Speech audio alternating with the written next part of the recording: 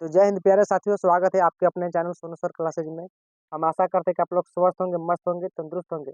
तो आज का वीडियो काफ़ी विशेष होने वाला है, क्योंकि आज हम पढ़ेंगे मैथ में सांख्यिकी। तो चलिए हम सांख्यिकी के बारे में अध्ययन करते हैं। सांख्यिकी का मतलब होता है डाटा कलेक्शन, यानी कि आंकड़ों की गणना या आंकड़ों की गिनती। अगर आपसे कोई पूछेगा कि 1 से 10 तक या प्रथम 10 सम संख्या, प्रथम 5 विषम संख्या या प्रथम 4 अभाज्य संख्या, तो सांख्यिकी में सबसे पहले आता है माध्य। क्या आता है? तो माध्य आता है। उसके बाद आता है माध्यक। उसके बाद आता है बहुलक। अब यहाँ पर आपसे कोई पूछ देगा कि प्रथम 5 सम संख्या का माध्य ज्ञात करे। क्या ज्ञात करे? तो प्रथम 5 सम संख्या का माध्य। तो यहाँ पर माध्य का फॉर्मूला क्या होगा, कि उसका सूत्र क्या होगा? तो माध्य बराबर आंकड़ों का योग बटा में आंकड़ों की संख्या। आंकड़ों का योग अब बाटा में आंकड़ों की संख्या। ये हमारा माध्य का सूत्र है। किसका सूत्र है? तो माध्य का सूत्र है। माध्य बराबर क्या होता है? तो आंकड़ों का योग बटा में आंकड़ों की संख्या। अब यहाँ पर अगर 5 सम संख्या पूछा जाए या 10 विषम संख्या पूछा जाए या 5 अभाज्य संख्या या 5 संयुक्त संख्या, कोई भी संख्या पूछा जाए तो हम इसी फॉर्मूले पर बनाएंगे, यानी कि हल करेंगे। अगर यहाँ पर 5 सम संख्या की बात आती है तो 2 जोड़ 4 जोड़ 6 जोड़ 8 जोड़ 10। अब बाटा में को पूछा गया है तो 5 को, तो यहाँ पर हम 5 लिख देंगे। 1 2 3 4 5। 10 8 18 6 24 4 28 2 30 बटा में 5, 5 6 का 30।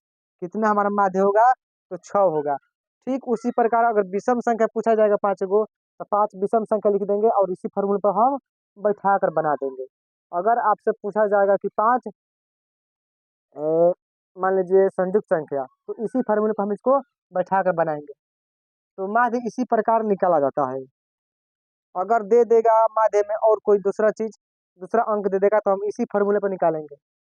अब बात करते हैं माध्यक। माध्यक कैसे निकालेंगे? माध्यक में जो होता है कई फॉर्मूले होते हैं। अगर यहाँ पर दे देगा 5 संख्या दे देगा, 2 3 5 1 7, इस प्रकार का संख्या देगा। अगर इस प्रकार का संख्या देगा तो आप माध्य कैसे ज्ञात करेंगे, कैसे निकालेंगे? तो इसके लिए सबसे पहले हम इसको लिखेंगे बढ़ते क्रम। क्या लिखेंगे हम? तो बढ़ते क्रम लिखेंगे। 1 2 3 5 और 7। 1 2 3 4 5, सब मिलाकर संख्या कितना है? तो 5 गो है। लेकिन अब इसको हम बढ़ते क्रम में सजा दिया हमने।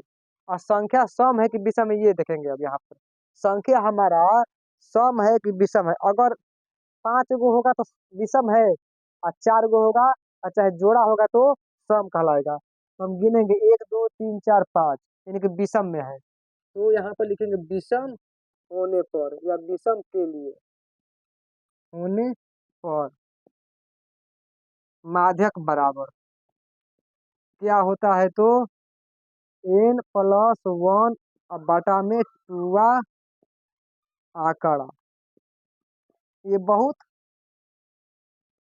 इम्पोर्टेंट चीज है, जो कि हर एग्जाम में लगभग पूछा जाता है। चाहे बोर्ड का एग्जाम हो, चाहे उसके नीचे का एग्जाम है, चाहे उसके ऊपर का एग्जाम है, उसमें पूछा जाता है। तो यहाँ पर हम देखेंगे कि हमारा एन का मतलब यहाँ पर क्या होगा। तो हमारा एन का मतलब होगा कि को सब मिलाकर संख्या हमारा तो 5 गो है। तो 5 प्लस 1 बटा में 2, यानी कि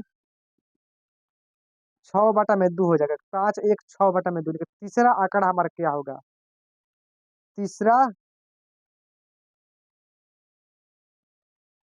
या तीनवा मान लेते हैं, तीनवा आंकड़ा। तीनवा आंकड़ा हमारा क्या होगा? तो यहाँ पर गिनेगा हम 1 2 3। तो हमारा तीनवा आंकड़ा कितना होगा? 3 होगा।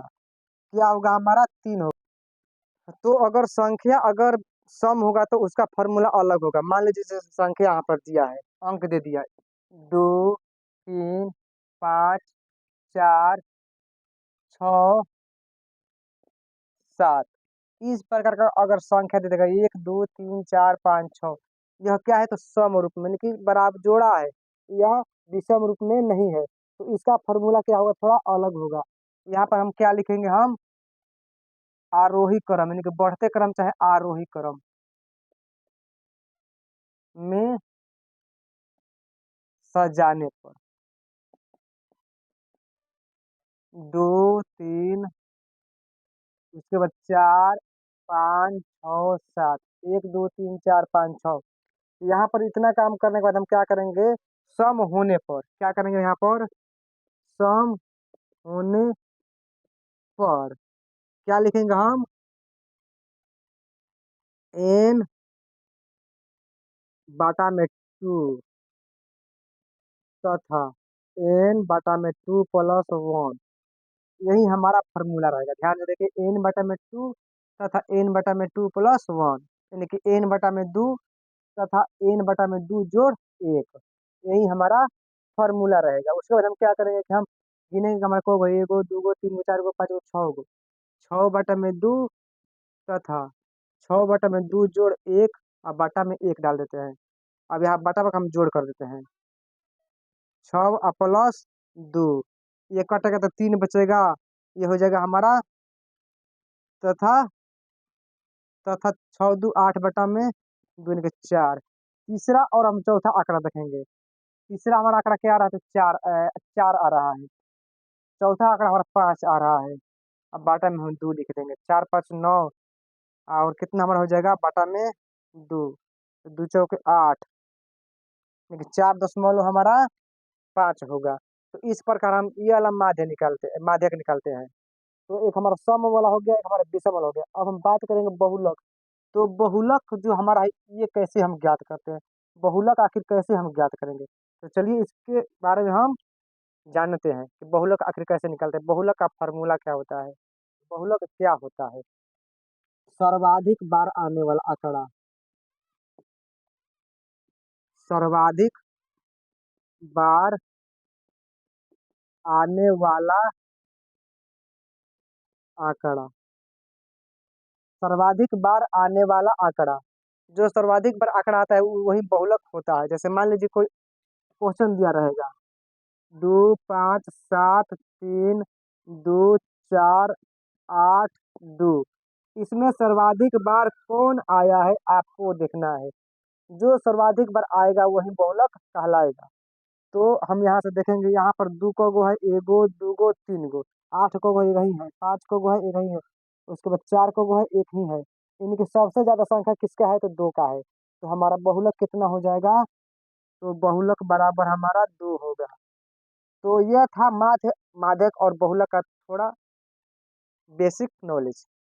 अब इसके आगे हम पढ़ेंगे थोड़ा इसके बारे में विस्तार से कि माध्य, जो बड़ा बड़ा माध्य होता है उसको कैसे निकालेंगे, जहाँ पर वर्ग अंतराल दिया रहेगा, वर्ग चिन्ह दिया रहेगा, बारंबारता दिया रहेगा, और एक तरह का सारणी में रहेगा, मतलब किसमें रहेगा तो सारणी में। तो यह माध्य भी हमारा हो गया क्लियर, माध्यक और बहुलक भी हो गया।